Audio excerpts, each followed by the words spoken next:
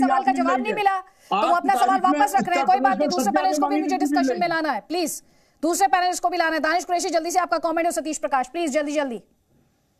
देखिए दीदी जी, मैं तो सिर्फ इतना ही कहूंगा कि उत्तर प्रदेश में संविधान की हेल्दी कंपटीशन, संविधान लागू करने की हेल्दी कंपटीशन के बजाय एक तरफ परशुराम भगवान की मूर्ति लगाई जा रही है और दूसरी तरफ ये कहा जा रहा है कि जो राधे राधे नहीं बोलेंगे उन्हें बिजली नहीं मिलेगी। आप बताइए कि ऊर्जा मंत्री, प्रदेश के ऊर्जा मंत्री अगर ये भाषा में बात कर रहे हैं तो क्या प्रदेश में राधे राधे के अलावा और मानने वाले मजहब के लोग नहीं है? क्या उनको बिजली नहीं? ये धमकी है या क्या है? मेरी तो समझ से परे। प्रॉब्लम इस बात का है कि सारी चर्चा का एपी के सेंटर जो है उसको इस तरीके से बनाया और भुनाया जा रहा है कि इर्द गिर्द आप देखिए बात हो रही है हिंदुइज्म की और उसके अलावा का ओबीसी, एससी, एसटी, मुसलमान कहां जाएगा? तो संविधान की बात करने के बजाय सवाल यह है, विपक्ष से भी सवाल है, शासक पक्ष से तो कोई उम्मीद बची नहीं है, भारतीय जनता पार्टी ने तो कुछ किया ही नहीं है, लेकिन विपक्ष का जो काम करने का तरीका होना चाहिए था सरकार को घेरने पे उन मोर्चों पे जहां पर शासक पक्ष विफल रहा है, उसके बजाय क्या कर रहे हैं अखिलेश यादव जी? तो परशुराम जी की मूर्ति लगा रहे हैं। अच्छी बात है, लगाइए, आप अब अपने घर में लगाइए, अपनी पार्टी में लगाइए,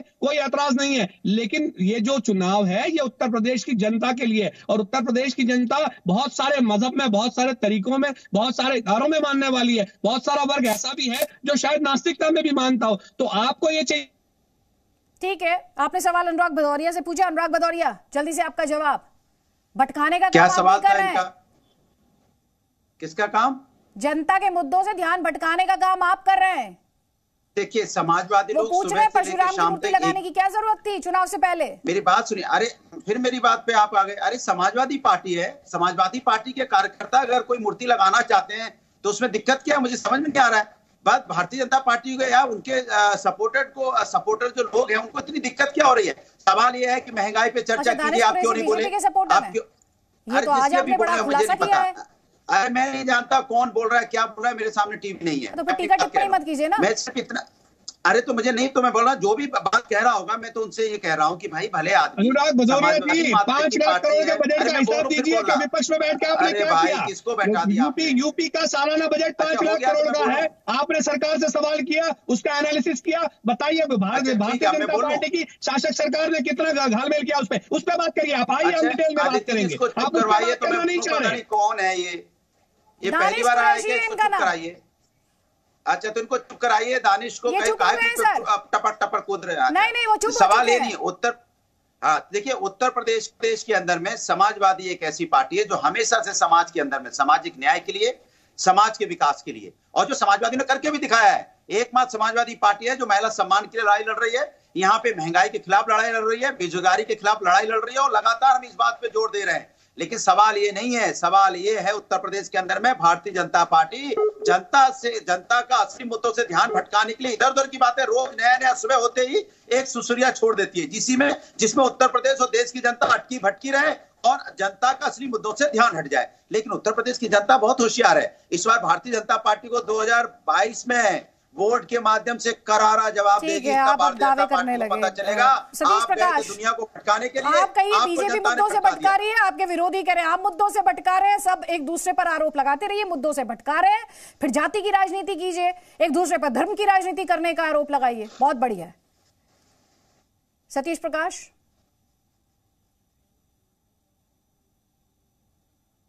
मेरा कहना यह है कि 2014 से जब से बीजेपी केंद्र की सरकार में आई है और उत्तर प्रदेश में योगी जी के नेतृत्व में बीजेपी की सरकार आई है, तो तब से देश का काफी धार्मिक विकास हो चुका।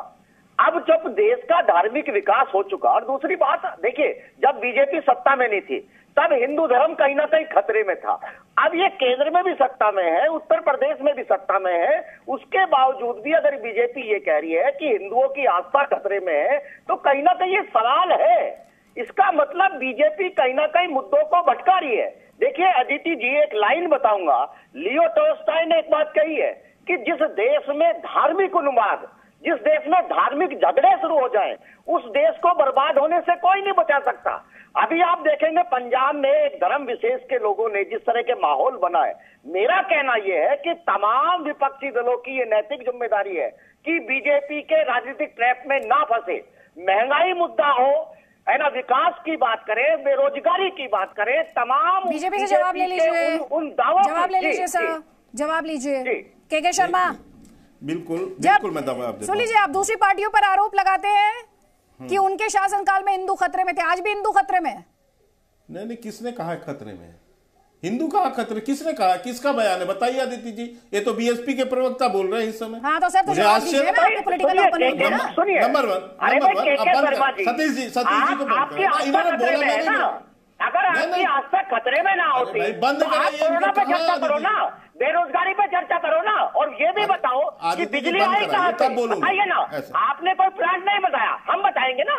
2007 में बहुजन समाज पार्टी बंद कराइए आदित्य जी, मेरे टाइम पे आप बुलवा रही है, कैसे आपको होगा? सर इस डिबेट में सबसे ज्यादा टाइम आप ही को मिला है सर, बिजली पैदा हो रही है, बिजली मिल रही है, क्योंकि जवाब सबका आप ही को देना है सर।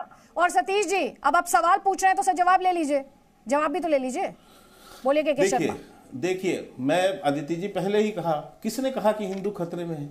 आज तक अभी तो मेरे समझ से किसी का बयान ऐसा नहीं है, लेकिन ये जानबूझ के लोगों के अंदर जहर बोने का काम है। ये वही बीएसपी है ना आदित्य जी, जो जाति का जहर इस उत्तर प्रदेश में बो रही है। कैसे शुरुआत किया इन्होंने अपने चुनाव अभियान का? उस अयोध्या में जहां मंदिर की जगह ये शौचालय बनाने की बात करते थे इनके नेता, उसी अयोध्या में जाकर ये ब्राह्मण सम्मेलन चालू करते हैं। उत्तर प्रदेश में जाति का जहर बोलने की बात करते हैं। ये एक बंद कराइए ना आदित्य जी, बंद कराइए, ये उचित नहीं है, ये डिबेट नहीं हो सकता। ये डिबेट कैसे होगा? सुनिए आपको व्यू पॉइंट रखने के लिए बुलाया सर, उन्हें भी व्यू पॉइंट रखने के लिए बुलाया है।